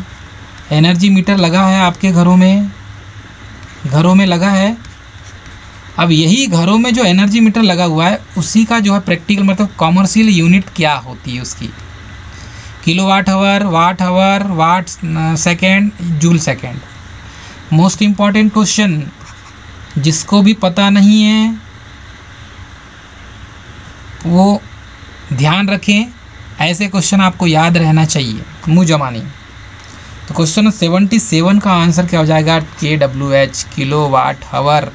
इलेक्ट्रिकल एनर्जी मतलब कि विद्युत ऊर्जा, विद्युत ऊर्जा आपके घरों में जो बिजली की खपत होती है उसकी यूनिट होती है किलो वाट हावर। किलो वाट हावर, के से किलो, के से क्या हो जाएगा किलो, W वाट, ठीक, और H से हावर, तो ये हो जाएगा किलो वाट हावर। क्लियर है सभी को? चलिए question number 78 most important, SI unit of energy is. तो SI यूनिट जो है एनर्जी की क्या होती है, ये भी बहुत ही अच्छा क्वेश्चन है, मोस्ट इम्पॉर्टेंट क्वेश्चन है। क्वेश्चन नंबर 78 एग्जाम में पूछे जाते हैं। चलिए एनर्जी की SI यूनिट क्या होती है, 4 ऑप्शन दिया है क्वेश्चन नंबर 78 का, और इसका सही आंसर क्या हो जाएगा, ऑप्शन बी। ऑप्शन बी इसका सही होगा, क्योंकि कॉमर्शियल यूनिट SI यूनिट क्या होती है, जूल होती है। ठीक है, एनर्जी की SI यूनिट क्या होती है, जूल होती है। नेक्स्ट क्वेश्चन है 1 किलोवाट आवर बराबर कितना होता है। तो यहाँ तो साफ मैंने आंसर ही लिख दिया है, 1 किलोवाट आवर बराबर 3.6 × 10⁵ जूल होता है। तो यहाँ कहीं दिया हुआ है 3.6 × 10⁵ जूल, ये इसका आंसर होगा। मोस्ट इम्पॉर्टेंट क्वेश्चन, ये एग्ज़ाम में पूछे जाते हैं दोस्तों, ऐसे क्वेश्चन एग्ज़ाम में पूछे जाते हैं, ये मोस्ट इम्पॉर्टेंट क्वेश्चन है। चलिए ये तो समझ में आया, लेकिन ये निकलता कैसे है, ये भारी विडंबना है। चलिए इसको समझते हैं, थोड़ा सा इसको समझते हैं। बहुत से स्टूडेंट जो ऐसे हैं जिनको इसके बारे में नहीं पता, मैं आपको बता दूं, MKS पद्धति में वाट सेकंड होता है इसकी यूनिट। MKS पद्धति में इसकी यूनिट क्या होती है, वाट सेकंड होती है। चलिए 1 BOT, BOT मतलब होता है board of trade unit. BOT का फुल फॉर्म होता है, क्या होता है दोस्तों, बोर्ड ऑफ ट्रेड यूनिट। ठीक है, ये आपको समझ में आ गया, board of trade unit, BOT का फुल फॉर्म। तो 1 BOT is equal to 1 kilowatt hour होता है, के से किलो, ठीक है, ये क्या हो जाएगा किलो वाट और हावर। तो 1 BOT बराबर 1 किलोवाट हावर होता है।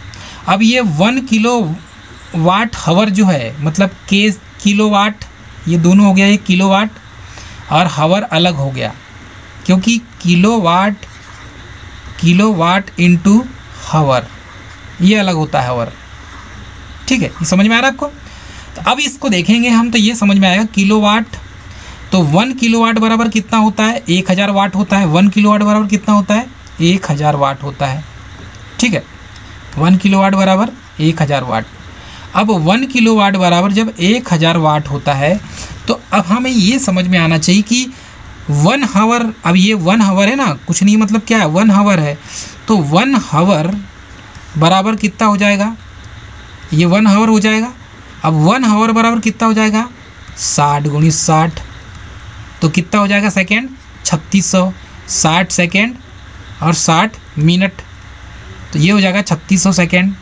अब इसका कैलकुलेशन करें कितना निकलेगा, देखिए 1 0, ये दूसरा 0, ये 1 0 हो गया, ये दूसरा 0 हो गया, ये तीसरा 0 हो गया, ये चौथा 0 और ये 5वां 0, 5 0 हो गए।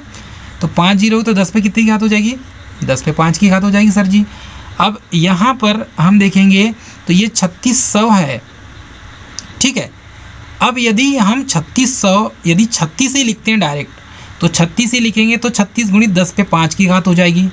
कहीं पर दिया रहता है कि 3.6, तो 3.6 दिया रहता, तो याद रखिएगा जब पॉइंट लग जाएगा तो एक घात बढ़ जाएगी, तो ये 5 की घात थी, अब यहाँ पर 6 की घात हो जाएगी और सेकेंड लिख देंगे हम। समझ में आ गया आपको? यदि घातें बढ़ती हैं तो इधर दशमलव की संख्या का स्थान भी बढ़ जाएगा, याद रखिएगा। तो 1 BOT बराबर 3.6 × 10⁻6 सेकेंड भी होता है, याद रखिएगा। और 1 BOT बराबर 0.36 × 10⁻7 सेकेंड भी होता है। और 1 BOT बराबर 36 × 10 पे 5 की घात सेकेंड भी होता है। ये तीनों होते हैं, आंसर याद रखिएगा दोस्तों। एग्ज़ाम में पूछे जाते हैं।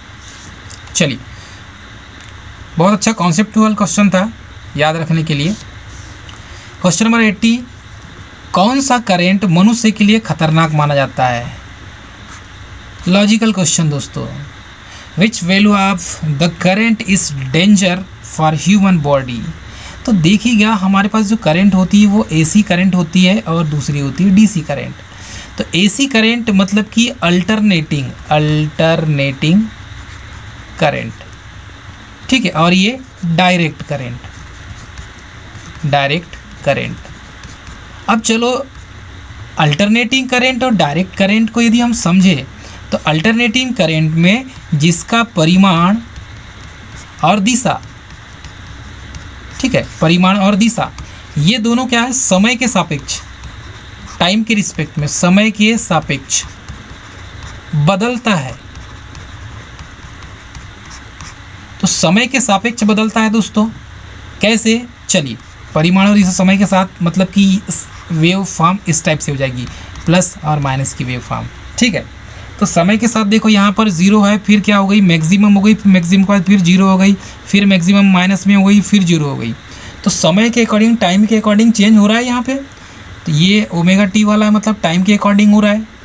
अब ये जो करंट है टाइम के अकॉर्डिंग, आई का जो मान है समय के अकॉर्डिंग मैक्सिमम, यहाँ पर क्या है मान, मैक्सिमम है, यहाँ पर जीरो है, ठीक है, फिर यहाँ पर मैक्सिमम है, माइनस में मैक्सिमम है, फिर यहाँ जीरो है। तो टाइम के अकॉर्डिंग चेंज हो रहा है। तो मनुष्य के लिए ये जो करंट है ये अल्टरनेटिंग करंट जाएगी। अब डायरेक्ट करंट की बात करें तो जो बिल्कुल कांस्टेंट चले, सीधे सीधे, मतलब यहाँ पर भी आपको इसका एम्पलीट्यूड जीरो उतना ही मिलेगा, यहाँ पर भी उतना ही मिलेगा और यहाँ पर भी उतना मिलेगा ओमेगा टी के सापेक्ष में, ठीक है। करंट का मान ये जीरो रेफरेंस पॉइंट हो जाएगा, ये भी जीरो रेफरेंस पॉइंट हो जाएगा। तो आई का मान एक समान मिलेगा, तो वो क्या है, डायरेक्ट करंट। तो यहाँ पर पूछा गया कि कौन सा करंट मनुष्य के लिए खतरनाक माना गया है। अब अलग अलग मिली एम्पियर की जो करंट है वो यहाँ पर बताई गई है।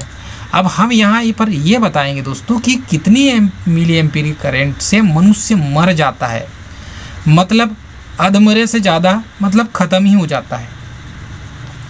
तो ये तो आपको याद रहना चाहिए दोस्तों। चलिए देखते हैं आपको कि किसी मनुष्य को उसके शरीर को झेलने की मतलब क्षमता उसकी ख़त्म हो जाती है, कितने मिली एम्पियर की करंट को वो खतरनाक माना जाएगा।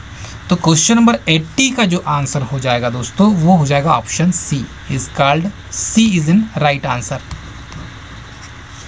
50 मिली एम्पियर की धारा से मनुष्य निपट जाता है, ख़त्म हो जाता है। ओम्स लॉ के लिए क्या शर्त है? शर्त option A, temperature should remain constant, मतलब टी कांस्टेंट होना चाहिए। क्या सही है? टी कांस्टेंट होना चाहिए। Current should be proportional to voltage, मतलब I is proportional to V, क्या होना चाहिए। Resistance must be wire wood type, all of the above. तो ओम्स लॉ के लिए क्या शर्त होगा? तो ओम का नियम क्या कहता है, यदि किसी चालक पदार्थ के ताप, दाब और आयतन, मतलब टेम्परेचर, प्रेशर, ठीक है, और वॉल्यूम, ये तीनों क्या होना चाहिए, कांस्टेंट होना चाहिए, बिना परिवर्तन हुए। तो ओम का नियम यही कहता है कि टेम्परेचर, प्रेशर, वोल्टेज ये तीनों कांस्टेंट होना चाहिए। ओम के नियम के लिए शर्त है। तो इसका 81 का सही आंसर क्या होगा? Option A, temperature should remain क्या होना चाहिए, कांस्टेंट। तो ये टेम्परेचर कांस्टेंट होना चाहिए, इसका आंसर ये हो जाएगा दोस्तों। चलिए, एक आइडियल वोल्टेज सोर्स होता है, Vs इज इक्वल टू क्या होता है, ज़ीरो होता है, याद रखिएगा। आइडियल वोल्टेज सोर्स का रजिस्टेंस हमेशा ज़ीरो होगा। ये वोल्टेज सोर्स है, ठीक है दोस्तों। तो इसका वोल्टेज सोर्स का क्या हो जाएगा, ज़ीरो, और वोल्ट मीटर का इन्फिनिटी होता है। ये दोनों चीज़ को याद रखना है, कॉन्सेप्ट यही है, बेसिक कॉन्सेप्ट आपको बता रहा हूँ। वोल्ट मीटर का जो इंटरनल रेजिस्टेंस है वो इन्फिनिटी होगा और वोल्टेज सोर्स का जीरो होगा। तो आइडियल वोल्टेज सोर्स का जीरो इंटरनल रेजिस्टेंस होगा, जीरो सोर्स रेजिस्टेंस से कितना हो जाएगा, ज़ीरो हो जाएगा। तो ये ऑप्शन ए इसका सही हो जाएगा दोस्तों। चलिए नेक्स्ट क्वेश्चन, किसी वोल्टेज सोर्स के लिए temperature, terminal voltage to source EMF. Terminal voltage मतलब कभी भी सोर्स ईएमएफ से अधिक नहीं हो सकता। ऑप्शन सी दिया है, terminal voltage is always lower than source EMF, और terminal voltage is higher than source EMF. तो वोल्टेज सोर्स की बात की जा रही है, मतलब वीएस की बात की जा रही है। तो किसी भी सर्किट में जब कोई सर्किट बनाते हैं, ऐसा रेजिस्टेंस बना दिए हमने, ऐसा रेजिस्टेंस बना दिए, और यहाँ पर एक वोल्टेज सोर्स बना दिए वीएस, ठीक है, प्लस माइनस का ऐसा बना दिया हमने। तो यही वोल्टेज सोर्स की बात की जा रही है यहाँ से। तो ये जो वोल्टेज सोर्स है ये क्या होना चाहिए? 83 का आंसर क्या आएगा? 83 का आंसर आएगा ऑप्शन बी, क्योंकि कभी भी जो सोर्स जो है ईएमएफ से अधिक नहीं होना चाहिए।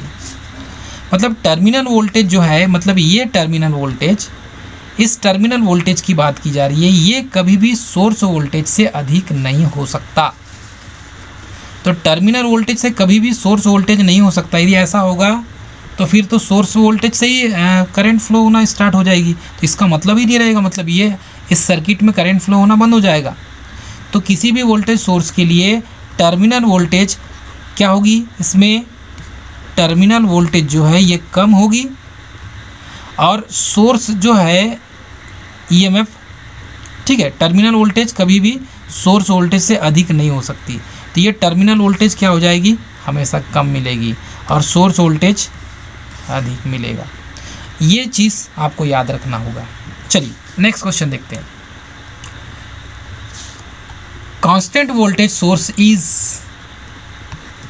Active bilateral network, passive bilateral network, active unilateral network. मतलब ये यूनिलेटरल मतलब कि एक दिशा में होता है, याद रखिएगा, और बाइलेटरल मतलब दोनों दिशा में, दोनों दिशा में, ये याद रखना होगा। एक्टिव मतलब सक्रिय, बाइलेटरल मतलब दोनों दिशा में नेटवर्क। तो कांस्टेंट वोल्टेज सोर्स मतलब वीएस इस टाइप से दिया रहेगा, प्लस माइनस। तो ये क्या है, वीएस वोल्टेज सोर्स है दोस्तों, याद रखिएगा। तो कांस्टेंट वोल्टेज जो सोर्स है ये क्या होगा, क्वेश्चन नंबर 84, ऑप्शन सी इसका सही होगा। कांस्टेंट जो वोल्टेज सोर्स होता है वीएस एक्टिव एलिमेंट के अंतर्गत आता है। तो एक्टिव एलिमेंट में क्या क्या आ जाएगा, एक्टिव एलिमेंट में वोल्टेज सोर्स, करंट सोर्स, ठीक है, और जितने भी सोर्स हैं, डिपेंडेंट करंट सोर्स, ठीक है, ये जितने भी हैं, ये करंट सोर्स, वोल्टेज सोर्स दोस्तों, ये एक्टिव एलिमेंट के अंतर्गत आते हैं। और पैसिव एलिमेंट के अंतर्गत कौन कौन से आते हैं आपको पता है? पैसिव एलिमेंट के अंदर आर, एल, सी, ये तीनों आते हैं दोस्तों, याद रखेंगे आप। इसका सही आंसर हो जाएगा एक्टिव यूनिलेटरल नेटवर्क। तो जो कांस्टेंट वोल्टेज सोर्स होता है वो एक दिशा में ही करंट को फ्लो करेगा, दोनों दिशा में करंट का फ्लो नहीं करेगा माय डियर स्टूडेंट। इतना समझ में आ गया सभी को? चलिए क्वेश्चन नंबर 85, क्वेश्चन नंबर 85 को पकड़े हम यहाँ पर। तो इसका सही आंसर क्या होगा, क्वेश्चन पढ़े।